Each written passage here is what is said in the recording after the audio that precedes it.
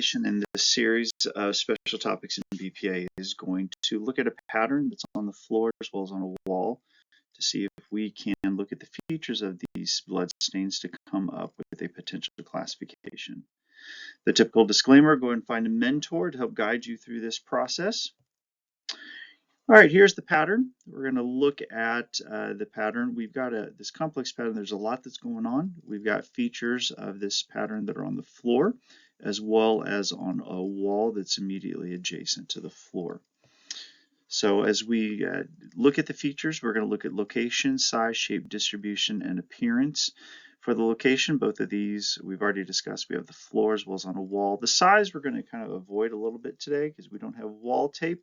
We're going to focus primarily on the shape, distribution, and appearance of the various bloodstains.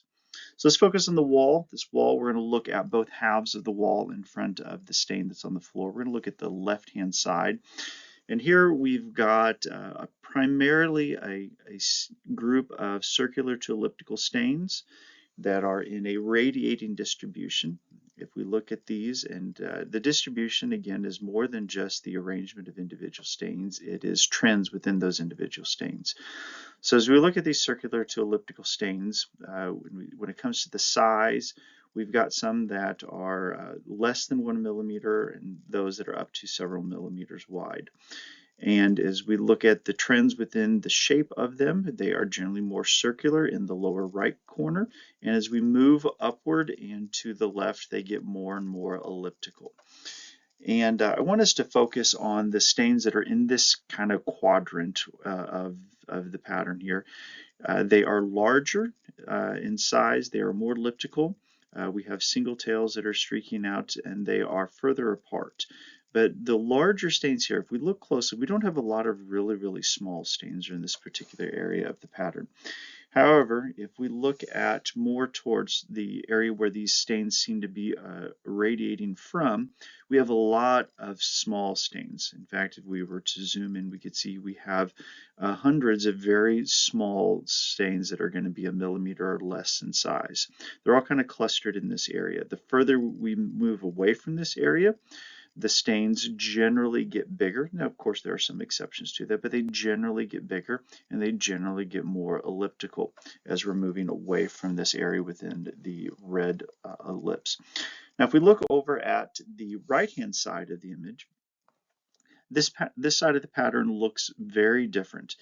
We still have those circular to elliptical stains that are in a radiating distribution, but they aren't as numerous. In fact, if we were to draw a box in this particular area here, it looks like we have a relative absence of bloodstains.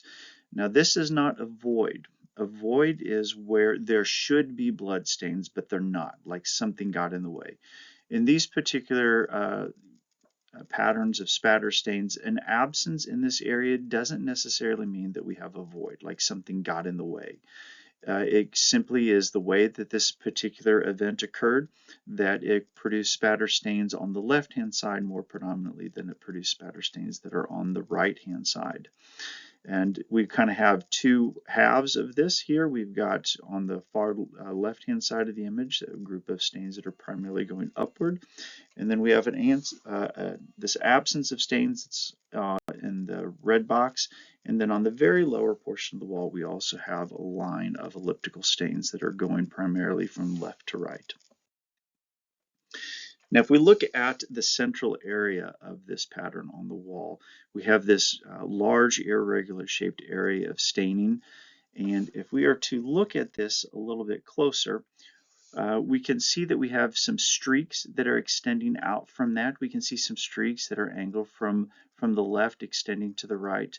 But if we look in the center of this stain, the coloration is lighter in color. We do have some pooling that's on the bottom of this. The blood, while it was still liquid, tended to be flowing to the ground. But we also have, as shown here with these black arrows, we have a lot of circular elements that are embedded within this. These are going to be air bubbles. And as we look at these air bubbles, often when we see these, we're going to think, oh, we've got an expiration pattern, but we need to be really careful with that because the presence of air bubbles is a feature of some expiration patterns, but you can have other mechanisms that can also produce patterns that have air bubbles within them. You can't just use this feature alone. You have to look at the context of the scene. If there's no injuries to the airway, then you can exclude expiration patterns. We don't have any injury information here, but we're going to have some other information that's going to help us determine what this particular pattern was created by. But the presence of air bubbles, remember, does not specifically point to just an expiration pattern. Now let's look at the pattern on the floor. This is a relatively large irregular shaped stain. We've got the scale that's on the right hand side. This pattern is going to be several inches long by several inches wide. The shape is irregular, but I want us to focus on the edge characteristics here. We have numerous streaks and spines that are extending outward from this, pretty much in all directions. They are radiating outward. We can see some circular to elliptical stains that are radiating from it, primarily on the left-hand side. But the really big thing to take away from this are the streaks that are extending out from the edge. The other thing to look at when we are dealing with size, shape, distribution, appearance is this group of air bubbles that are in the lower portion of this particular stain. Here we also have air bubbles, and this is very similar to the air bubbles that we've got up on the wall in front.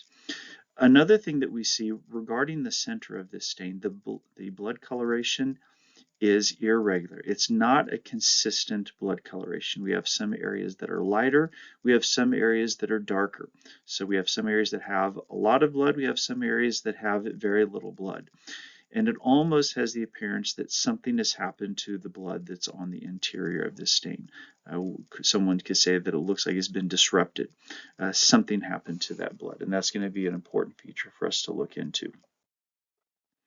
All right, so when it comes to classification, there are a couple of options here, and I'm not going to list expiration, but expiration is something that you could consider.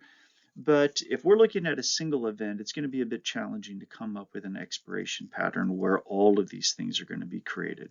I suppose you could have a spit where someone is spitting blood and it strikes the floor, but based on the extensive spatter stains that are on the wall, it's going to be pretty challenging for us to come up with an expiration pattern based on that's going to create those kinds of features. The three patterns I think that are most likely going to be considered here are a splash pattern, an impact pattern, and a drip pattern. All of these are going to have a central stain on the floor that's irregular in shape that's going to create a radiating distribution of spatter stains around it. But now we need to figure out which one this is. And there are going to be a couple things that are going to be keys to that. First one is, we're really going to look at this central stain that's on the floor. Again, we're looking at apparent disruption of the blood on the inside, as well as the streaks that are extending outward along the edge. And I also want you to notice, look at the circular to elliptical stains that are surrounding it. They are all small. We don't have any large ones at all around this, and that's going to be pretty important. This here is a drip pattern. This is a drip pattern that is next to the floor. And we also see an irregular shaped stain in the center surrounded by circular to elliptical stains. It produces spatter stains that are on the wall that are circular to elliptical in shape. But there are a lot of differences. Notice the edge characteristics of the central stain. We don't have the streaks. We have some waviness to it, but we clearly don't have the streaks. And additionally, the center of that stain has a solid blood coloration. That the center of this pattern does not appear to have been disrupted at all. Additionally, if we look at the blood stains that are on the wall, we have a lot of large stains that are in the center, and as we move outward, the spatter stains generally get smaller.